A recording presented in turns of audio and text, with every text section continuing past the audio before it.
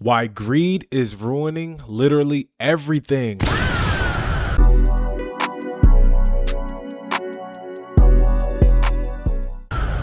By Diamondbolt. Let's like his video. And if you enjoyed the reaction video at any point, leave a like, comment, and subscribe. Remember, we're on the road to 500 subscribers. I need y'all niggas and y'all niggas need me. Let's tap in. Let's see what we got. Hamburger. Today we're here to celebrate absolutely none of those things. Because tonight we're gathered here to appreciate the real stars behind all of your favorite works of art. The CEOs and shareholders that work tirelessly to find new and innovative lows to reach every single day. Like with the endless amount of streaming services, questionably legal hidden fees, and entirely unregulated copyright law that lets big companies claim ownership of things they didn't even make in the first place.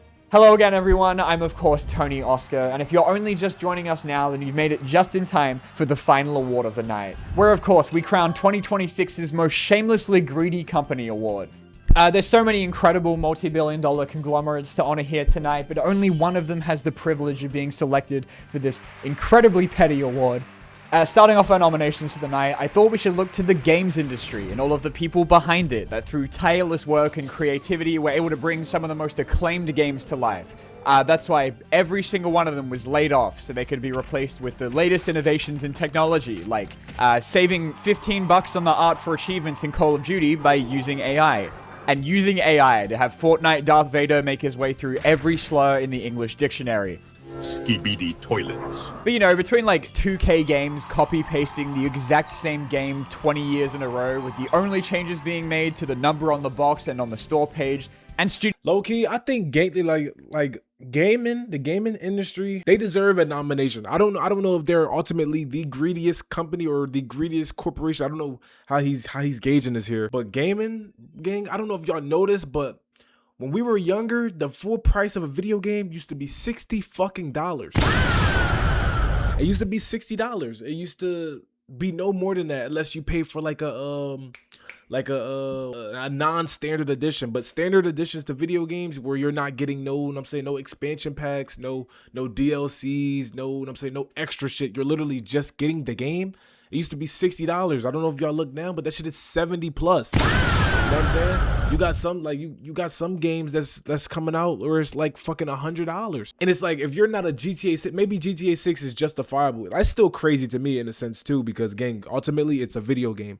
You know what I'm saying? But it's about to be the biggest video game release probably of all time because of the anticipation, because of how long we've been waiting for it. But to me, it's just still a video game. You're paying $100 for something that you don't know how long we're gonna play, because we don't know how long it's gonna it might take fucking GTA 7 might be here when we're 50. So I genuinely don't know, but it's just like, gang, it's no reason why like regular standard video games need to be 70 plus, 80 plus, 90 plus. It genuinely makes no sense to me. It's like, y'all, like, you gotta understand the prime gamers. You know what I'm saying? The people that are really, really playing games and have time to play games, they're not the niggas that have the jobs. They're not the niggas that, you know what I'm saying, have the, like, you think a person who's has work and has other responsibilities, they don't have time to sit here and play the games. But those are the niggas with money, and we understand that.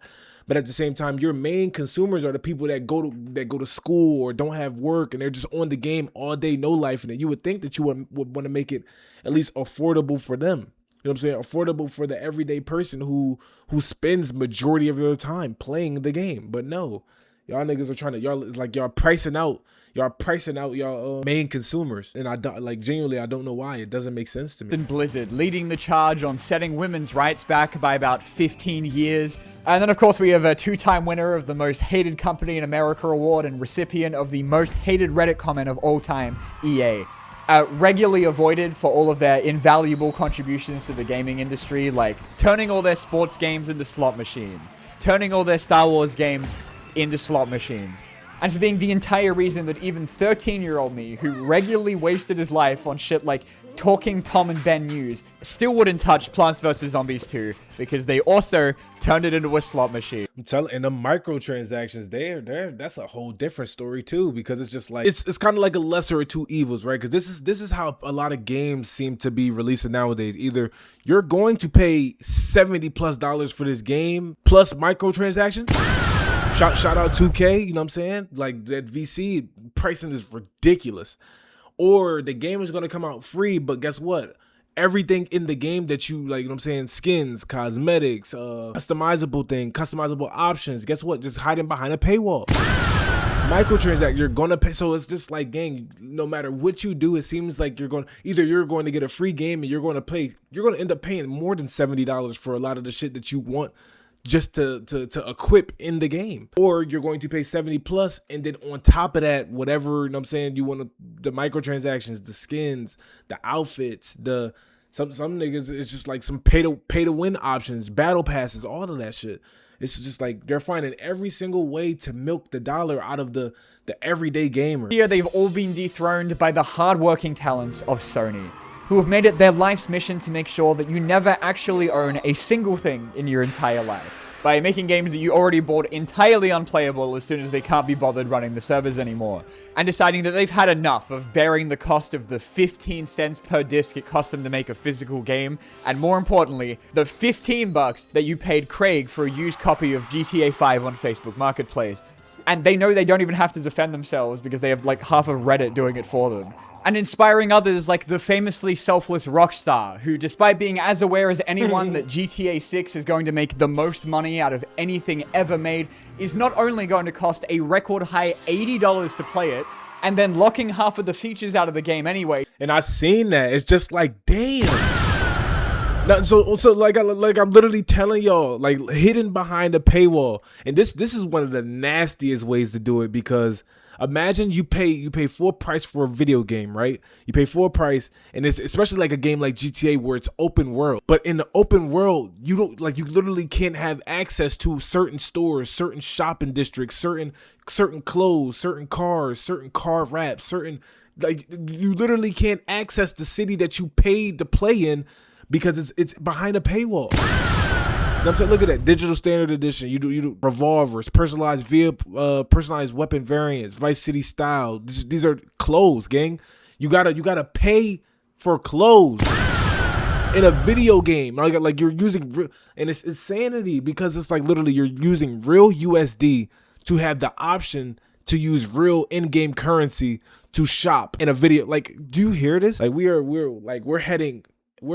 we're closer and closer to a Black Mirror episode every day, gang. Or another $100 to play the real version still isn't going to come with a disc. Craig on Facebook Marketplace is having the worst day of his life right now.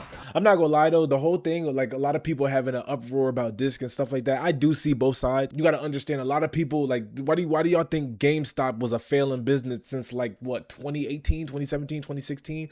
Like, niggas are not going in GameStop. Niggas stopped going to GameStop ever since then. You know what I'm saying? You try to turn in a system or trade in a game, them niggas are spit in their hand and offer you a handshake. You know what I'm saying? Literally, that's like, ever since GameStop was just being so weird with their trade values and how they valued their trades on their end, people genuinely stopped going to GameStop. People don't camp for releases. People don't go into GameStop and buy new games. No, everybody purchases games online. So they're only doing what people, you got to understand, like, you got to give, I know it's a little weird. We don't want to give companies the benefit of the doubt, but you got to understand they're doing this and they're cutting costs and saving themselves money. But at the same time, niggas, a lot of people, obviously there were some people that still go into GameStops. They still go in and they want the collector's items. You know what I'm saying, they just want to have the disc because they're storing memorabilia, or it's nostalgic to them to have disc games. But at the same time, gang, you gotta understand, these companies always cater to the larger percentage of the population that are doing something, not the smaller. They cater to the larger, and a large portion of people are actively buying games online. They'll go to PlayStation Network, they'll go to, I don't know what Xbox has, but, or they'll go on Steam. Like, literally, that's how people are purchasing the majority of their games today. Everything is online. So I don't fault them for doing away with disc games, especially if it can save them money. Like, that's what companies are doing. That's what they're all about. How can we make the most money while save the most money? Deal. If literally like 4 days before we found this out, they hadn't just purged over 500 movies from people's accounts that they already bought because their licensing expired, and now they're making that your problem. Are they going to refund people? No. I know, right? Now, I don't know about you, but I think it's pretty cool that we live in a world that has like so many different subscription services to choose from. I mean, what would we do without BMW charging you 18 bucks a month to have access to heated seats that are already in the car, but disabled unless you pay them? That's fucking insane. Imagine, right? Imagine you know what I'm saying? You having a tough month. It's the winter time. You know what I'm saying? You're trying to warm your car up to go to work, and you just realize, like, you know what I'm saying? You got a charge that was sent back for $18. Like, what's this for? And then you get in your car, you're like, yo, why my heated seats not working? And you realize that $18 that your car didn't have, you know what I'm saying? That you pretty much had to overdraft just to get. Gang, that was your heated seats. You can't afford to have heated seats in a car that you pay for monthly. Isn't this like I'm telling you, any way possible to milk money out of you that's insane. And me personally, maybe I'm just a little insensitive in this moment, but I would never buy a car from a company that has subscription like shit like this, where you pay for the car, but in order to have an extra service, you got to pay for the extra service on top of paying for the car. This is like, how do you justify doing that? Like, I'm not even a car guy, but even as if I was a car guy, I would think that's genuinely stupid. I would not do that. Charging you a subscription to use CarPlay, even though my car, which honestly can barely be considered road legal, can do it for free. I mean, no wonder these guys don't use their turn signals if they gotta pay $12.99 a month to do it.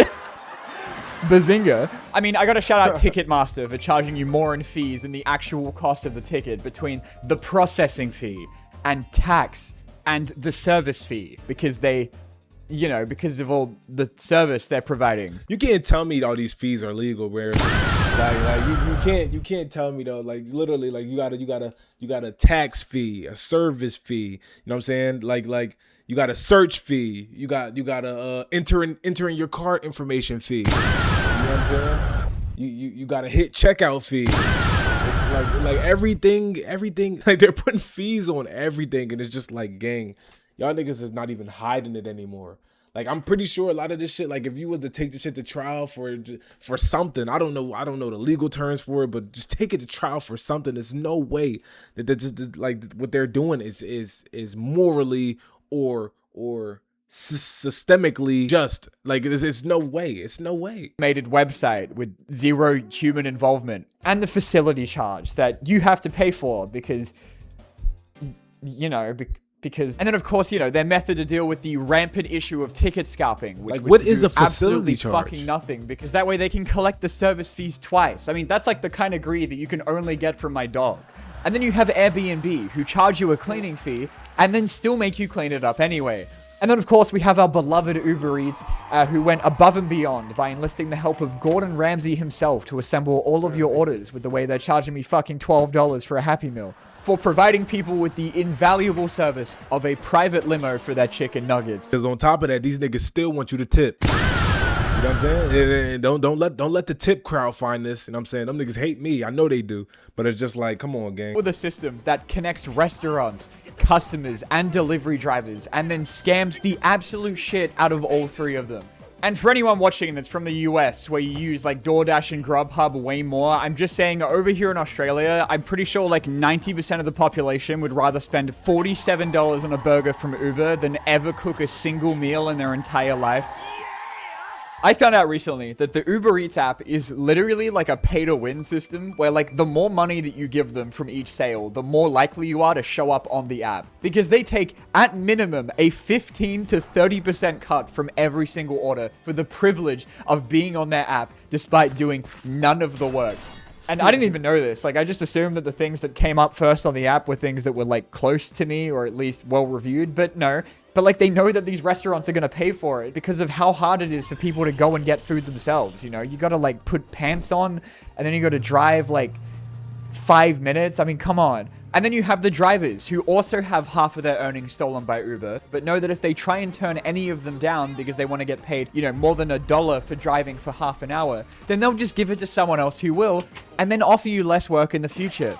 The same. And that's what I did DoorDash before, and it's kind of fucked up because like what he's saying isn't wrong. Like, I haven't did DoorDash in a while, so it's like kind of like rotting in my brain, but I remember it's just like, you want to can't fall below a certain thing. Like, as a platinum, like I was a platinum dasher, so I think you got to stay within like certain margins, and if you keep denying orders or you let the orders just keep going like the little countdown thing, if you just let it count down all the way to 0, I think that was the only way or the only method to like not get docked points essentially for not taking an order that was like outrageous, where it's like you're literally getting $5 to go like fucking 2 counties over.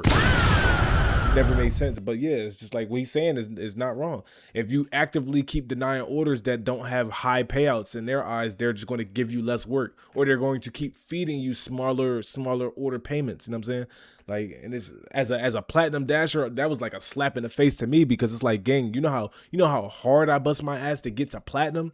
And then, you know what I'm saying, every order at that point, I feel like if you're in platinum, every order that you get should be 15 plus.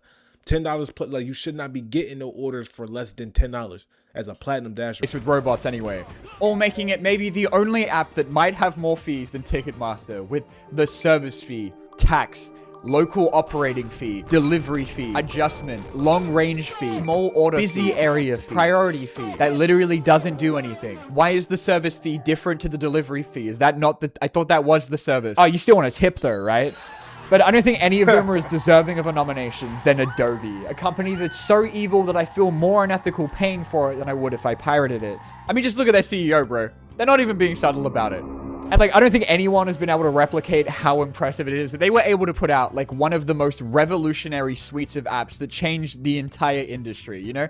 Photoshop, Adobe Premiere, and the other ones. And then gradually making all of them so expensive and hard to run that nobody wants to use them anymore.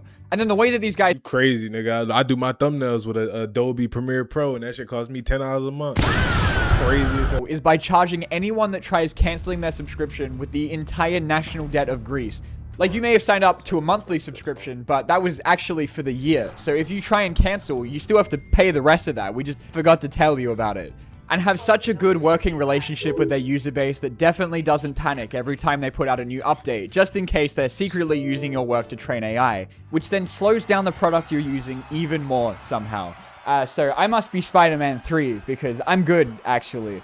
I mean, what other company is so evil that the actual US government had to step in, like Frieza teaming up with Goku to fight Jiren, and sue them for $150 million for hiding fees? A huge victory for customers where Adobe's subscription model hasn't changed at all, but they do have to put tiny little text warning you about it now. So, got him. But look, you don't have to be an Adobe customer to have had something like this happen to you, you know? I mean, I'm sure there's been a point in your life where you've been grocery shopping and you notice that all of a sudden that Pringles has diversified into a company that also sells you air.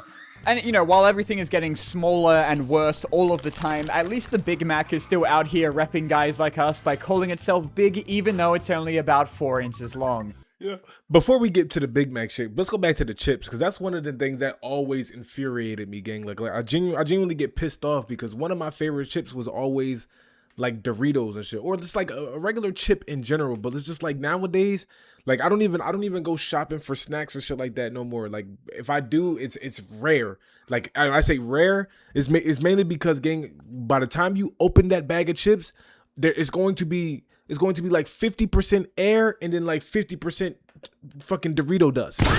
Like literally, and that's what you're paying for. It's just like you can't justify it no more. Like I can't say the last time, like there used to be times where, I don't know if y'all relate to this, but like say if you get like a snack pack of different chips, and it's like it's always gonna be like a few bags of chips that you open, them shits are filled to the brim. Like I know a black person fucking stocked that bag. I know they did, because for a fact I know if I was working in what I'm saying, packaging chips, and my job was to put chips in the bag, gang, I'm giving y'all niggas the most Doritos. I'm giving y'all the ones with the most cheese. You know what I'm saying? Like I'm hooking society up because somebody need to, but gang, it's like maybe I don't even think they got humans on the line no more. They got AIs and robots fucking putting 35% chips and what, 65% air. It's like what do you want? like you're paying for a bag of chips that's not even chips. On the other hand, they're the sole reason that copyright law takes 100 years to expire, and creators of all of the live action remakes of your favorite movies.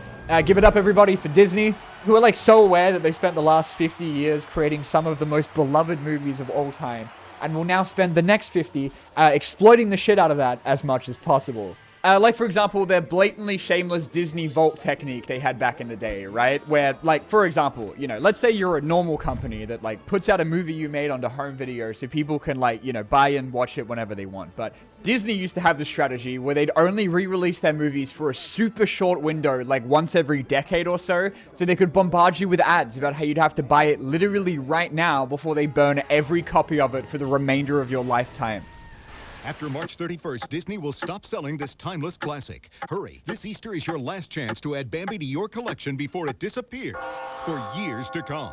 And then they've also somehow convinced the entire American population that Disneyland is like a human right. I mean, how could you miss out on the $10 Mickey Mouse pretzel and the 15-hour wait times for every ride? And that's why over half the people that go are willing to put themselves into debt to do it. I've been seeing a lot about that, about like shit like this or Disney adults. You know what I'm saying? Like the Disney adults people, and then they got like different little clubs that you can fucking pay even more. Like not only is it expensive to get into the parks per like, gang, when I was younger, like I'm so thankful for my grandparents because I was able to go see whichever one is in Florida, right? I don't know if it's Disney World or Disneyland, whichever one that was. We were able to go, but then like even at a young age, it never made sense to me that there were like 8 different parks. Or like however many different parks, and at each park, everything was so fucking expensive. You know what I'm saying? And I love my grandma because every time we was out with her, she never told me no. But I knew for a fact I wasn't about to keep asking for everything because it just seemed insane to me. Like at a young age, like I was young. Like I don't even really remember everything that we did. I remember going to Epcot and shit like that because we got on some crazy ass Yeti roller coaster, if they still have that. But it's just like, gang, it just never, the studio part, you know what I'm saying? Then we had to pay for this, pay for that, pay for this, pay for that. And being older and hearing other people talk about it, like everybody, every adult that actively goes to Disney, I guess they go every year or whatever, they glaze the shit out of it, but they're not never telling you that, gang, it costs a lot to go to Disney, to participate and do majority of the things. It costs a lot. They have a clubs for adults that cost a lot.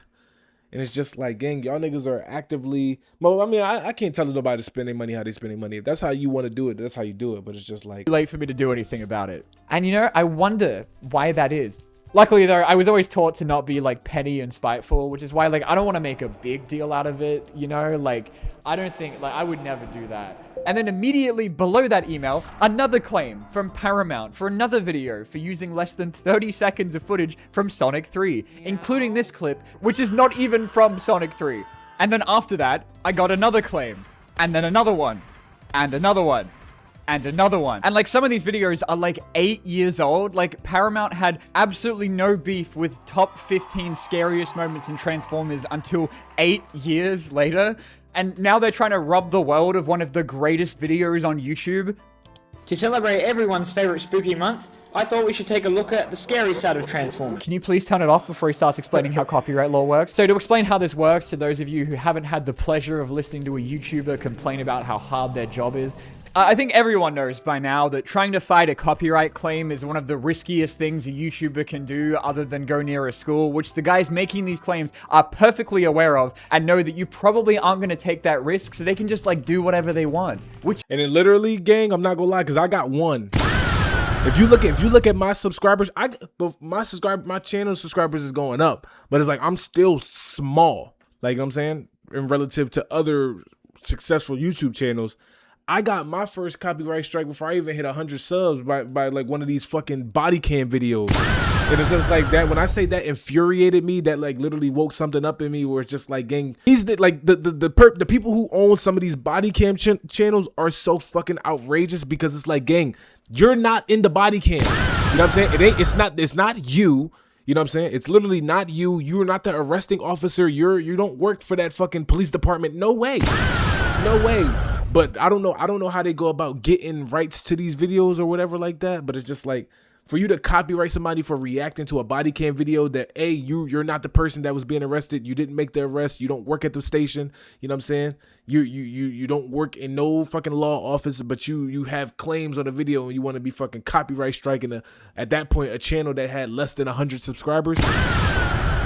And then I, like, in good faith, I did email the dude hoping that open that he would see my email and then, like, you know what I'm saying, help me get rid of the strike or whatever so I could keep the video up. But nigga didn't even respond. Single time, they'll reject your first dispute, but then magically change their mind on the second one as soon as they would have actually been held legally accountable. That's crazy. The company making the claim, of course, risks and loses absolutely nothing, which is so cool. Take the shot. Take the shot right now. And I just think what really drives me insane about these claims is we're talking about like one of the biggest movie studios in the entire world. Like, do they really need that money? And after doing a bit of research, it turns out, yes, actually, they actually do. Warner Brothers Discovery announced today that it is putting itself up for sale. And so that's why for our highest honor of the night, the award goes to Warner Brothers. The studio that shows their passion and dedication to the art of film by deleting entire movies because it saves them a bit of money on their taxes and I disagree. The winner for the most greedy company, corporation, the most greedy thing to ever exist is fucking, it gotta be either gaming or DoorDash. You know what I'm saying? These movies, maybe it's just I'm not seeing the bigger picture. I'm not seeing the plot, but it's just like, I feel like the gaming industry is doing way more harm. I don't know, because the movie industry is bigger than the gaming industry. It just depends on ultimately what you care about. But ultimately, everybody's a fan of food. If I would give it to anybody, I'm giving it to fucking DoorDash. Them niggas are greedy. These food delivery services, they're the most greedy people out today because they know the struggle it is to afford a good meal nowadays. But guess what? We're gonna charge you $45 fucking for a Subway sandwich with no drink. You know what I'm saying? You can't get it. You can't get a fucking Happy Meal from McDonald's for less than $15. You know what I'm saying? It's gonna be $18 charging with all the fees. And guess what? Don't forget to tip your dasher. You know what I'm saying? Don't forget to tip because they might steal your food. Or even in my case, when you fucking order Wingstop and you tip the dasher fucking 10, I think I tipped that nigga $11 or $12, they steal your food anyway. They steal your food anyway. Fuck DoorDash, fuck Wingstop, fuck all these fast food delivery fucking platforms. It's your boy RushMoreRick. That just got me irritated. Leave a like, comment, subscribe. I'll see you on the next video.